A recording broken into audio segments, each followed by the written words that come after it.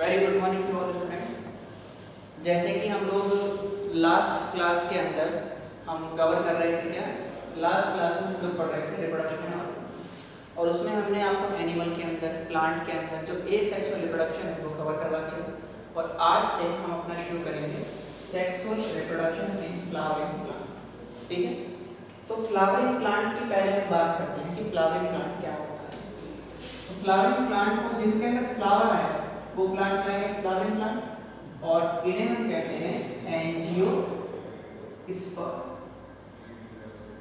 इसमें हमारे आते हैं एंजियोस्पर्म।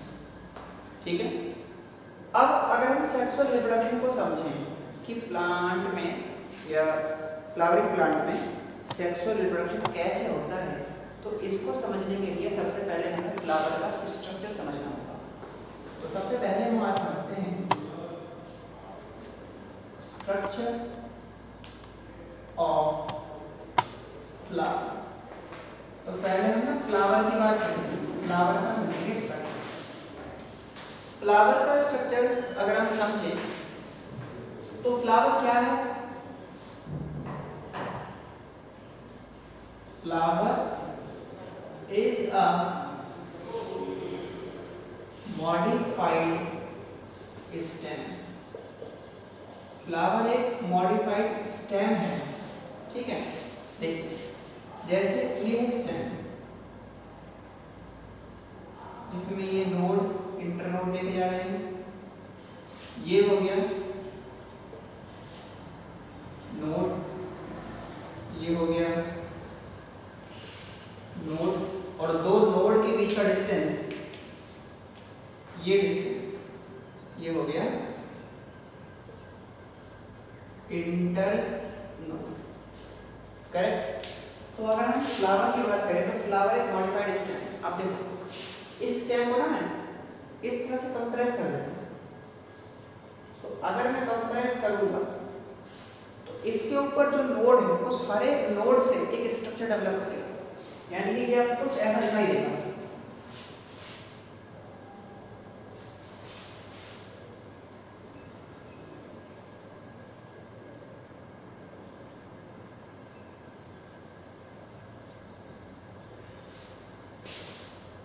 जो बेस बनेगा इसका उसको बोलेंगे हम, this is called plate like structure is called thalamus.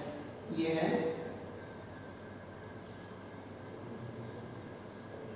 Thalamus, thalamus, और इसका एक दूसरा नाम है रिसेप्टेकल। ये क्या है, it is a plate like structure. ये प्लेट लाइक स्ट्रक्चर है और इसके ऊपर से ही सारे फ्लावर के पार्ट्स देखे जाएंगे। इसमें जो फर्स्ट नोड होगा ये वाला, इस नोड से डेवलप करेगा जो स्ट्रक्चर,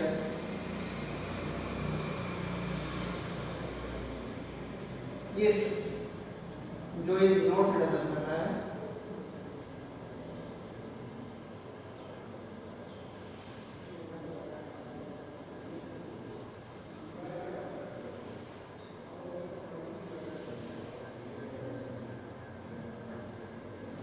this is called कार्पी। ये कंप्लीट स्ट्रक्चर है कार्पी। इसमें सबसे नीचे वाला जो पार्ट है basal part, this is ovary, और ये जो पार्ट है दिस इज स्टाइल। सबसे ऊपर वाला पार्ट है स्टिग्मा। इन तीनों को मिला के बोलते हैं कार्पेल या फिर पिस्टल। ठीक है, और अगर कई सारे कार्पेल पिस्टल रहेंगे तो एक बोल बन जाएगा, उसका गुच्छा बन जाएगा, और बोल is called, bowl of carpel is called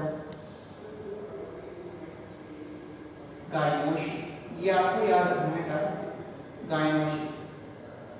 और गाइनोशियम क्या है, ये है फीमेल रिप्रोडक्टिव पार्ट, ठीक है, फीमेल रिप्रोडक्टिव पार्ट। उसके बाद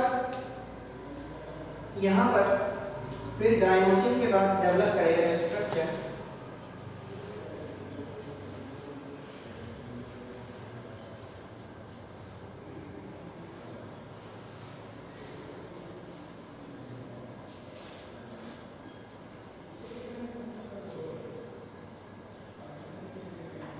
जो सेकेंड नोड से डेवलप कर रहे हैं structure, these are called stem.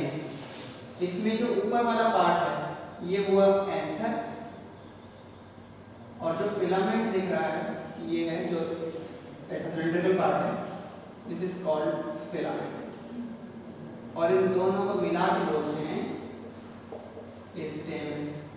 और अगर स्टेम का वॉल की बात करें, गुच्छा देखें स्टेम का, wall of stamen called androecium।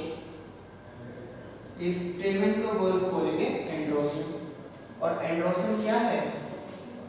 ये है मेल रिप्रोडक्टिव पार्ट, ठीक है। अब एक चीज और समझो, आप नोट करके देखो कि जो एंड्रोसियम और गायनोसियम है, एंड्रोसियम प्लस गायनोसियम, ये दोनों हैं एसेंशियल या फिर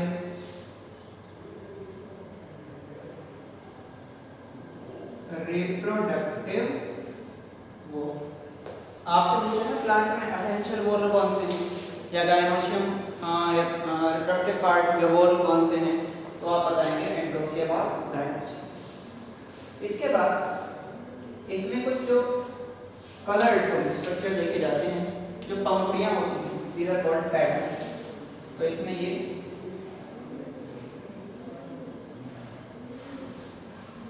कलर्ड स्ट्रक्चर दिखाई देंगे,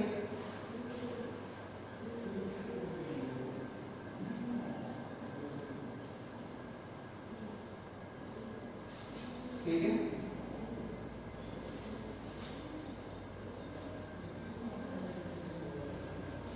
ये हैं कलर्ड स्ट्रक्चर आपको दिख रहे हैं। These colored structure are called petals। और जो गोल है पेटल का,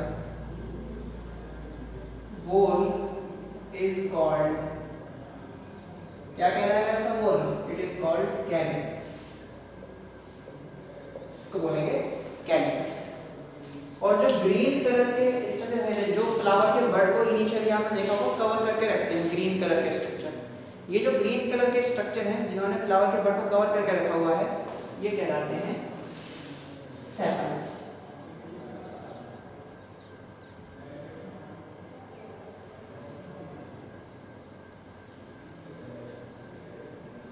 This is called sepals। ये कैसे होते हैं? अच्छा, इसके वॉल क्या होते हैं? Wall is called Corolla. इसके वॉल को बोलते हैं कोरोला। कोरोला कैसा है? ये होता है ग्रीन कलर, ये ग्रीन कलर होते हैं, जबकि जो पेटल्स हैं ये होते हैं ब्राइटली कलर्ड। ये पेटल्स ना अट्रैक्ट करते हैं इंसेक्ट को अपनी तरफ, ताकि इंसेक्ट एनिमल इसकी तरफ जाए और पॉलिनेशन करा सके।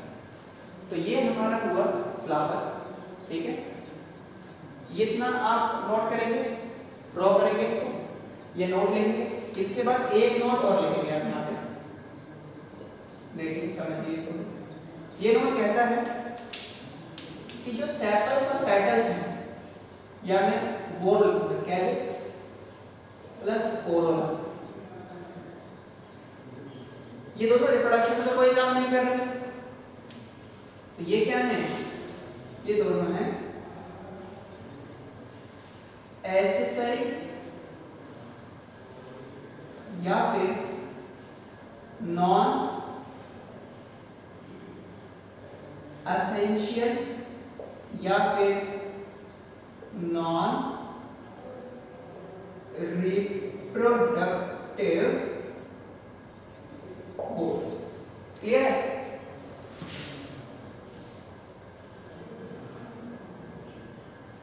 ठीक है, तो ये नोट कर लिया।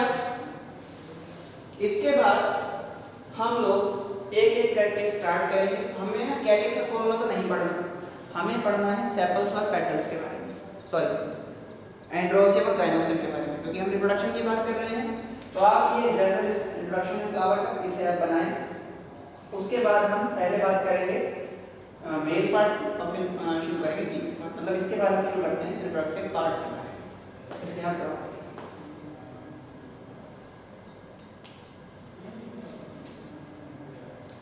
डन।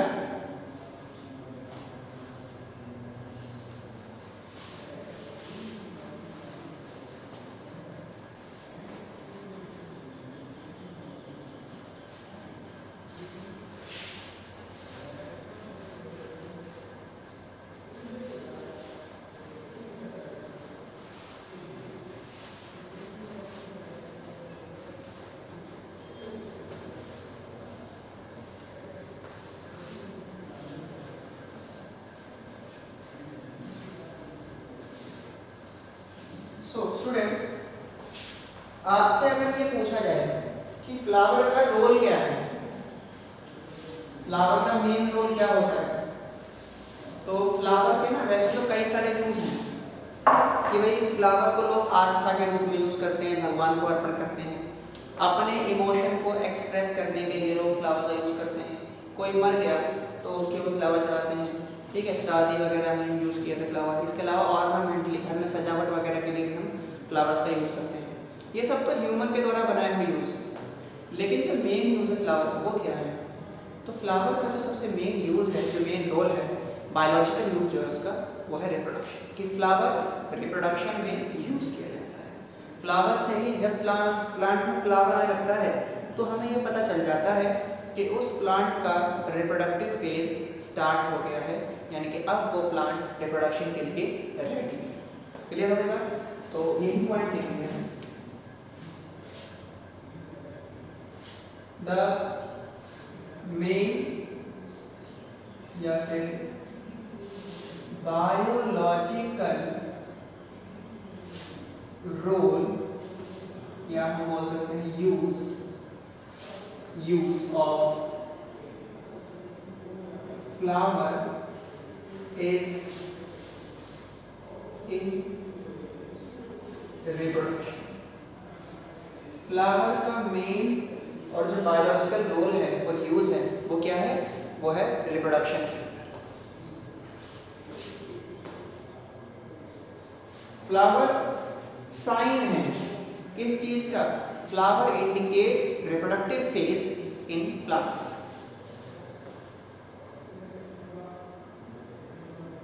Flowers indicates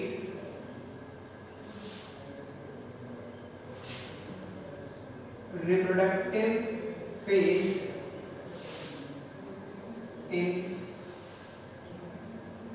plants। ठीक है, इसके बाद एक दो पॉइंट और समझ लेते हैं कि जैसे हमने सेपल्स पेटल्स की बात करी, उनका रिप्रोडक्शन तो कोई रोल नहीं है, लेकिन पेटल्स इंसेक्ट वगैरह को या पॉलिनेटिंग एजेंसी को, बायोटिक पॉलिनेटिंग एजेंसी को क्या करता है? अट्रैक्ट करता है। तो पेटल्स अट्रैक्ट बायोटिक, बायोटिक का मतलब है लिविंग, पॉलिनेटिंग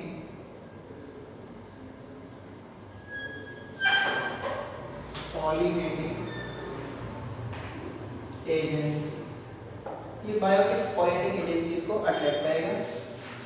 और जो सेपल्स हैं, sepals provide protection of floral bud, जिस बर्ड से फ्लावर बनता है उसको इनिशियली ये प्रोटेक्शन प्रोवाइड कराता है। ठीक है, तो ये हमारे कुछ मेन पॉइंट्स हो गए। अब इसके बाद हम शुरू करते हैं सबसे पहले रिप्रोडक्टिव पार्ट्स के बारे में।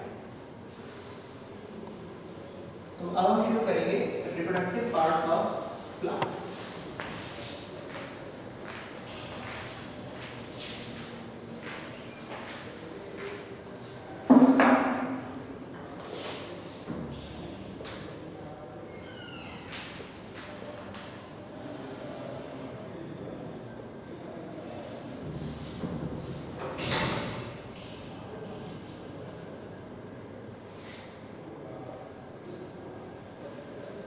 तो जैसा कि हमने डिस्कस किया है अभी डायग्राम में, फ्लावर के अंदर दो रिप्रोडक्टिव पार्ट हैं, एक तो मेल पार्ट है, दूसरा फीमेल पार्ट है। तो सबसे पहले हम पढ़ते हैं नंबर 1, मेल रिप्रोडक्टिव पार्ट। और जो मेल रिप्रोडक्टिव पार्ट है फ्लावर में वो क्या है? वो है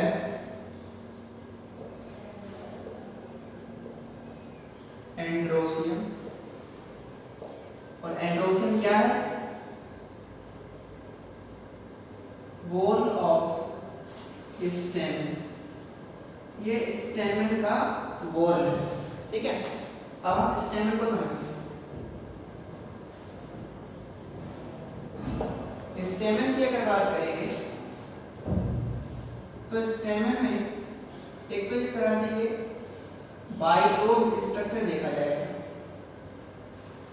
बाइलोबल जिसमें दो लोब हैं और इसमें इसके बेस से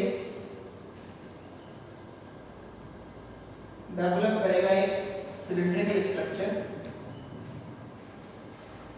जिसे बोलेंगे हम, this is called filament. Filament क्या है? Cylinder like structure.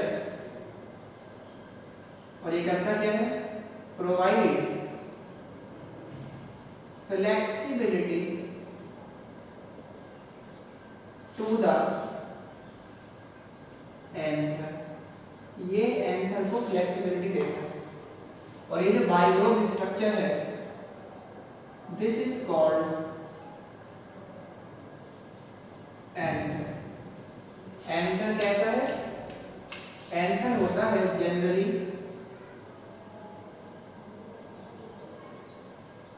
बाइलोब, मतलब ज्यादातर के अंदर ये बाइलोब होता है। बाइलोब मतलब इट हैज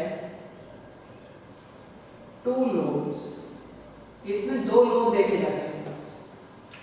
अगर मैं एंथर के हर एक लोब के अंदर चलूं, इसको अगर काट के देखें एंथर को, तो इसके अंदर हमें सैक लाइक स्ट्रक्चर दिखेंगे जिसे बोलेंगे हम लोग थीका।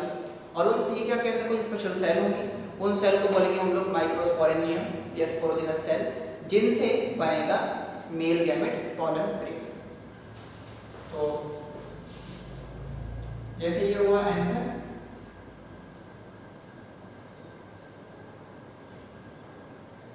बाइलोब एंथर, इसको हमने ऐसे कट किया। जब कट करके देखेंगे तो हम ये बोल सकते हैं इन एंथर ईच लोब, हर एक लोब में हैज टू थीका। थीका मतलब sac. Hence anther is called dithecous. ठीक है, डाइथीकस है। और इन ईच थीका, हर एक थीका में कंटेन माइक्रो स्पोरेंजियम,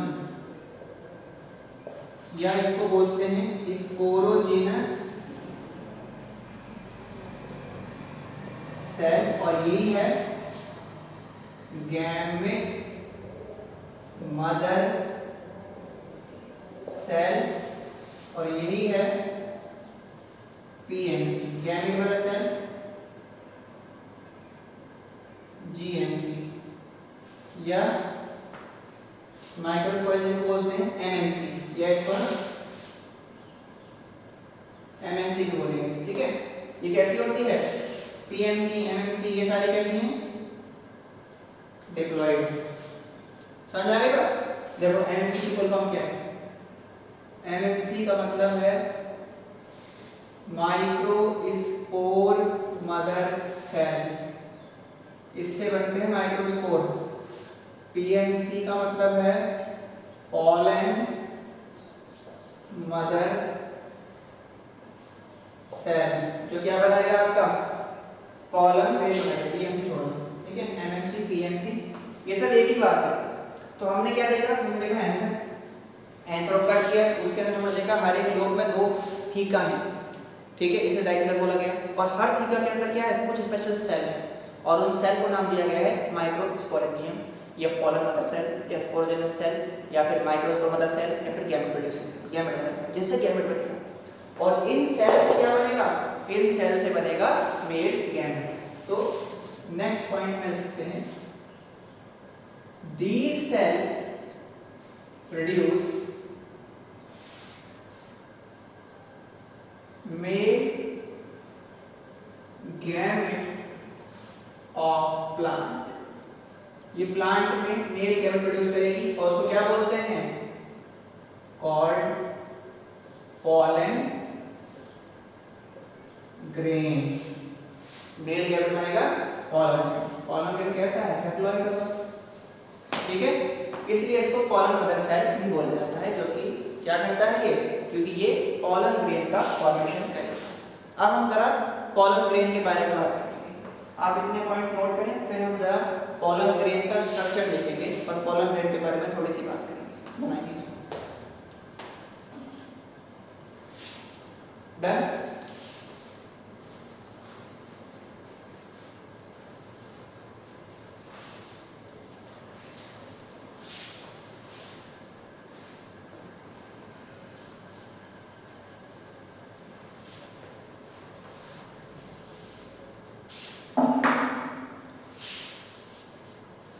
अब हम बात करते हैं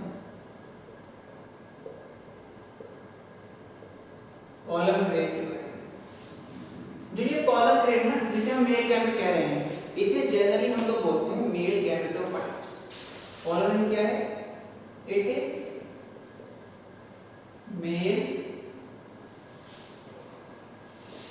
गैमेटोफाइट। और ये कैसा होता है? ये हैप्लॉइड है। मेल गैमेटोफाइट का मतलब होता है, गैमेटोफाइट का मतलब होता है structure which contain male gamete, जिसके अंदर रहेगा मेल गैमेट। ठीक है, तो अगर देखो अब यहाँ क्वेश्चन पर डिपेंड करेगा। अगर क्वेश्चन में पॉलन ग्रेन उसने पूछा पॉलन ग्रेन क्या है, और ऑप्शन में दिया मेल गैमेटोफाइट, तो आप मेल गैमेटोफाइट पे टिक करेंगे। और अगर उसने क्वेश्चन में पूछा कि पॉलन ग्रेन क्या है, ऑप्शन दिया सिर्फ मेल गैमेट, तो आप मेल गैमेट को टिक करेंगे। समझ में आ गया? अब देखिए, हम इसका देखते हैं स्ट्रक्चर।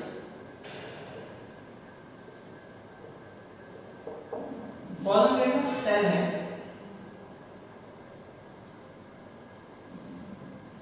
इसका जो बाहर वाला लेयर है, ये वाला layer, first layer, this layer is called intine. Intine क्या है? इनर लेयर है ये पॉलन ग्रेन का, inner layer of pollen grain. और ये किसका बना हुआ है? मेड अप ऑफ सेलुलोज का बना है और पैक्टिन का बना है। Made up of pectin plus cellulose plus इसमें कुछ कैल्शियम वगैरह मिलेगा। सेलुलोज में पैक्टिन है, इनका बना है। और इसका काम क्या होता है एंजाइम का? इट फॉर्म pollen tube ये पोलन ट्यूब बनाता है। कब? Pollen tube after pollination, pollination के बाद भी पोलन ट्यूब बनाएगा। पॉलिनेशन क्या होता है हम आगे पढ़ेंगे, ठीक है। मतलब जब पोलन में स्टिग्मा के ऊपर चला जाएगा तो एंटाइल से पोलन ट्यूब बनता है जिसके थ्रू मेल गैमेट आगे जाएंगे फीमेल के साथ। इसमें बाहर एंटाइल के बाहर कवरिंग देखी जाती है।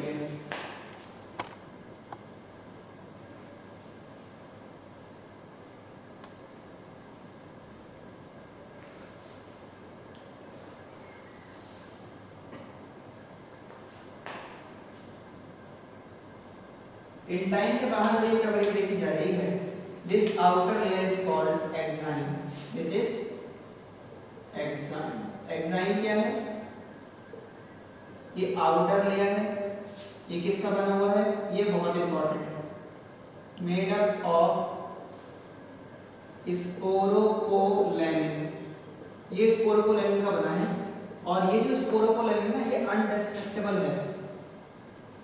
अनडिस्ट्रक्टेबल मतलब ये कभी खराब नहीं हो सकता। इसे आप हाई एसिड में डाल दें, हाई बेस में डाल दें तो ये खराब नहीं होगा, डिस्ट्रॉय नहीं होगा। तो जहां जहां पर अभी इसमें आप कुछ पोर देख रहे हैं, देखो यहाँ पर नहीं है एक्साइन, यहाँ पर नहीं है एक्साइन, यहाँ पर नहीं है, यहाँ पर नहीं है, यहाँ पर नहीं है। जहां एक्साइन एब्सेंट है उसे बोलते हैं जर्म पोर। जर्म पोर क्या है?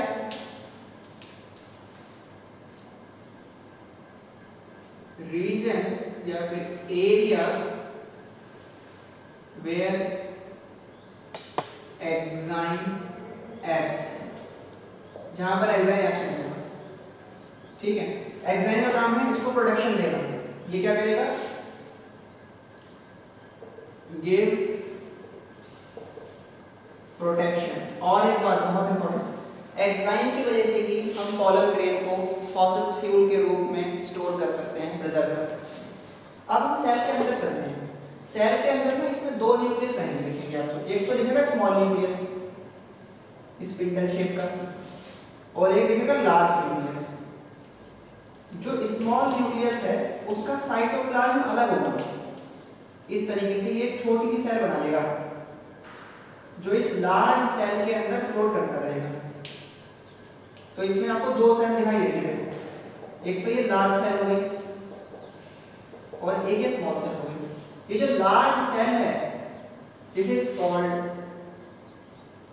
वेजिटेटिव सेल, और जो ये स्मॉल सेल है दिस इज कॉल्ड